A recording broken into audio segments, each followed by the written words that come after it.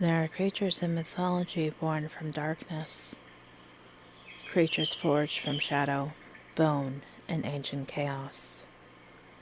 But sometimes, a being is created for something far more beautiful. Flowers. In the legends of Wales, there is a woman who was never meant to exist. She was not born of flesh and blood. She had no childhood, no ancestors, no past. Instead, she was crafted by magic. Two powerful magicians gathered blossoms from the forest, broom, meadowsweet, and oak, and wove them together into living form. From those flowers, a woman was born. Her name was Blodeuwedd. She was created to be the perfect wife. But perfection is a fragile thing, and soon the woman made of flowers would become something else entirely. A betrayer, a conspirator, and eventually, a creature of the night. Tonight, we explore one of the most haunting stories from Welsh mythology, the tragic legend of Blodeuwedd.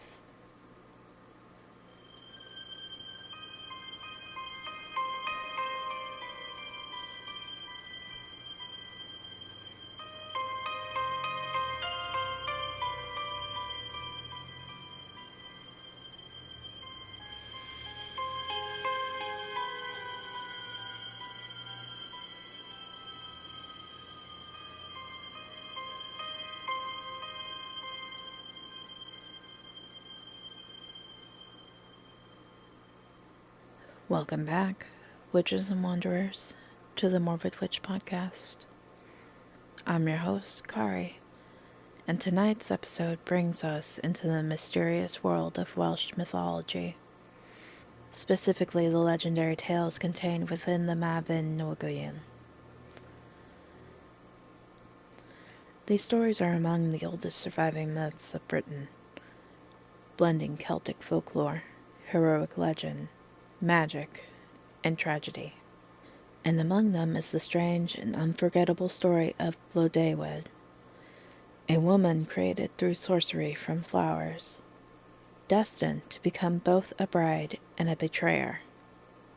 Her story intertwines with several other figures in Welsh legend, including the hero Lleu Llaw Gyffes, his mother Ariadrod, and the powerful magicians Mathonwy and Gwydion. But this is not simply a love story. It is a tale of curses, impossible conditions for death, transformation, and revenge. And at its center is Blodeuwedd, a woman created without choice, whose story would ultimately transform her into one of the most eerie creatures in Celtic folklore. The legend begins not with Blodeuwedd herself, but with the strange curse placed upon the hero Lleu Llaw Gyffes. Lleu was the son of the powerful enchantress Ariadrod, a figure often associated with the moon and celestial power in Welsh mythology. But for reasons that vary depending on the telling, Ariadrod placed 3 powerful curses upon her son. One of these curses declared that Lleu would never find a human wife. This was simply not an inconvenience. In mythological storytelling, marriage often represented legitimacy, inheritance, and the continuation of bloodlines. Without a wife, Lleu's future would be incomplete. Fortunately for him, 2 of the most powerful magicians in Wales decided to intervene. The magician king Math and the cunning wizard Gwydion believed they could circumvent Ariadrod's curse. If Lleu could not marry a human woman, then they would simply create a wife who was not human.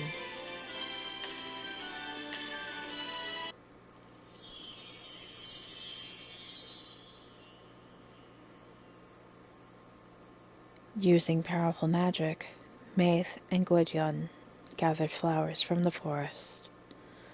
3 plants were chosen specifically for the ritual: broom, meadowsweet, and oak blossoms.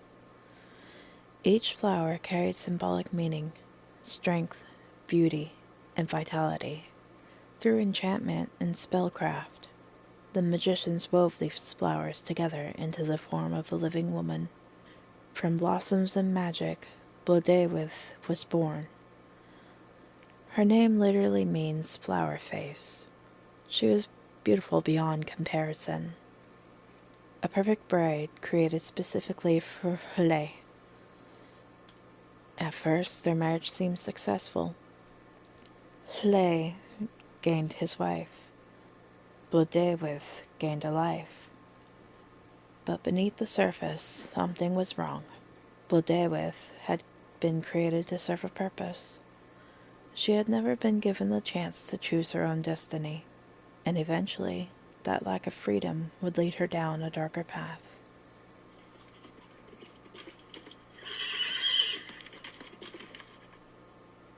One day, while Lleu was away handling business matters, a visiting nobleman arrived. His name was Lleu the Lord of Penllyn. Lleu encountered Blodeuwedd while visiting Lleu's court, and the two quickly became lovers. Whether their relationship was born from genuine passion or from Blodeuwedd's desire to escape her unnatural marriage is open to interpretation.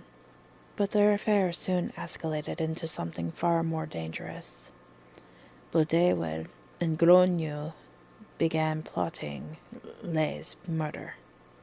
The problem was that Lleu was protected by a series of magical conditions that made him nearly impossible to kill. But Blodeuwedd knew something. She could gain information that no assassin could, because Lleu trusted her. Blodeuwedd approached her husband with a clever deception. Pretending she feared for his safety, she asked him to explain how he could possibly be killed, claiming she wanted to protect him. Lleu initially refused, but after repeated questioning, he finally revealed the truth. The conditions required for his death were nearly impossible. He could not be killed during day or night, nor indoors or outdoors, nor while riding or walking, nor while clothed or naked, nor by any weapon lawfully made. The only way he could be killed would be under extremely specific circumstances. At dusk, standing with one foot on a bath and the other on a black goat, wrapped in a net near a riverbank,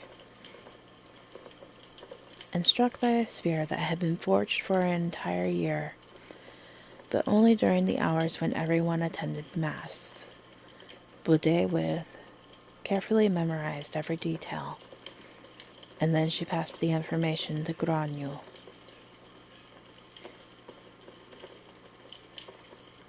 Blodeuwedd convinced Lleu to demonstrate the strange circumstances he had described. Trusting his wife completely, Lleu agreed.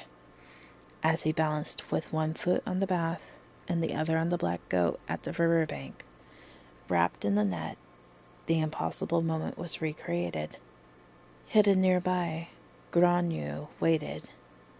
Then he hurled the enchanted spear. The weapon struck Lleu, but instead of dying, Lleu transformed into an eagle and flew away. Bleeding and wounded, he disappeared into the wilderness. Believing him dead, Blodeuwedd and Lleu seized his lands and power. But Lleu was not gone. The magician Gwydion eventually learned what had happened. Determined to save Lleu, he searched the forest and mountains until he finally discovered the wounded eagle. The creature sat high within an oak tree, rotting flesh falling from his body due to the poison of the spear wound. Gwydion did not attack. Instead, he sang a magical poem.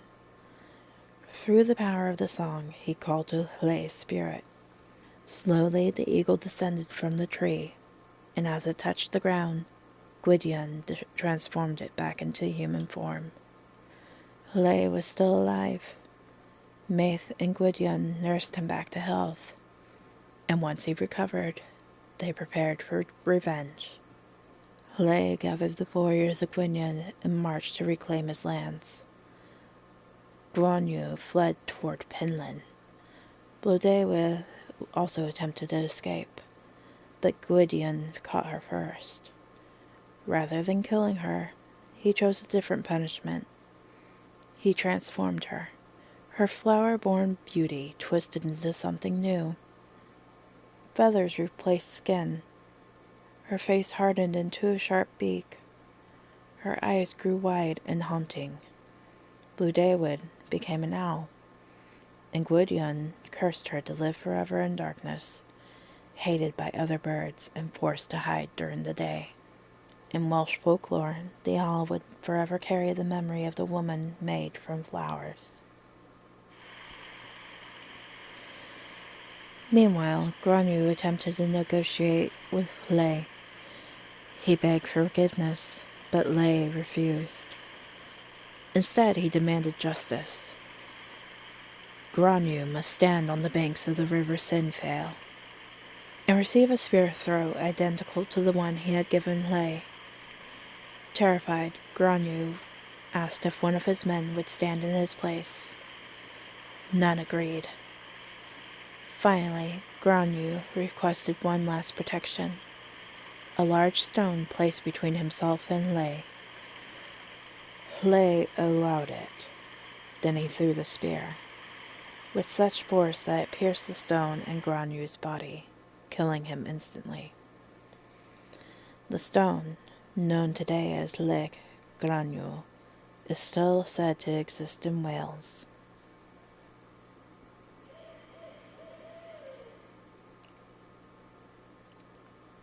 Blodeuwedd's story is often interpreted in many ways. Some see her as a villain, a betrayer who plotted murder against her husband.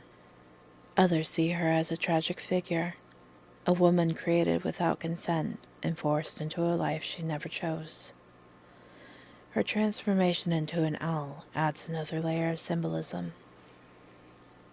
Owls are creatures of night, wisdom, and mystery. In Welsh folklore, they were also associated with loneliness and exile. Blodeuwedd's story often reminds us that even beings born of beauty can become something darker when denied freedom.